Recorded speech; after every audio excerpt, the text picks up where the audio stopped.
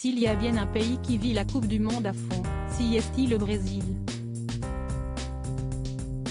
Vainqueur de la plus prestigieuse des compétitions à 5 reprises, le plus grand pays d'Amérique du Sud voue un véritable culte au mondial et son histoire y est intimement liée.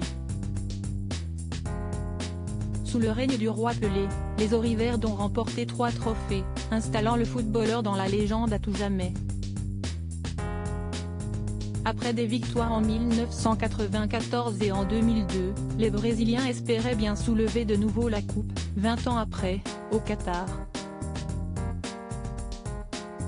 Malheureusement pour eux, le scénario a été tout autre et après un match très tendu face à la Croatie, ils se sont fait éliminer en quart de finale. Pire encore, ils ont dû assister au sacre de leurs rivaux argentins en finale. Une élimination forcément très difficile à digérer pour les coéquipiers de Neymar, qui a une nouvelle fois fini en pleurs à la fin du match. Et pour Richarlison, l'attaquant star du Brésil, la douleur est visiblement bien pire. Interrogé après un match de championnat d'Angleterre, la question lui a été posée, par un journaliste d'ESPN, de savoir comment il avait vécu cette douloureuse défaite.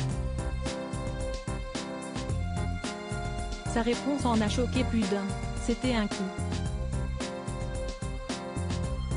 Je ne sais pas.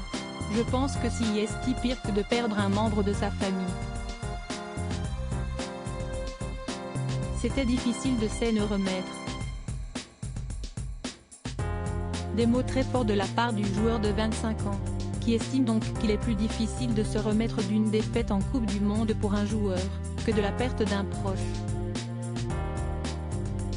Aujourd'hui encore, lorsque je regarde des vidéos sur les réseaux sociaux, cela me rend triste malgré le temps, qui a certainement dû guérir les plaies du footballeur.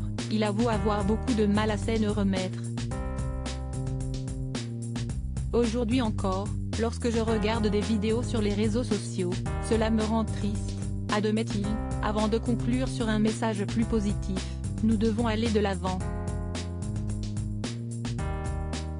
Je suis encore jeune, je pense que j'ai encore 1 ou 2 Coupes du Monde devant moi.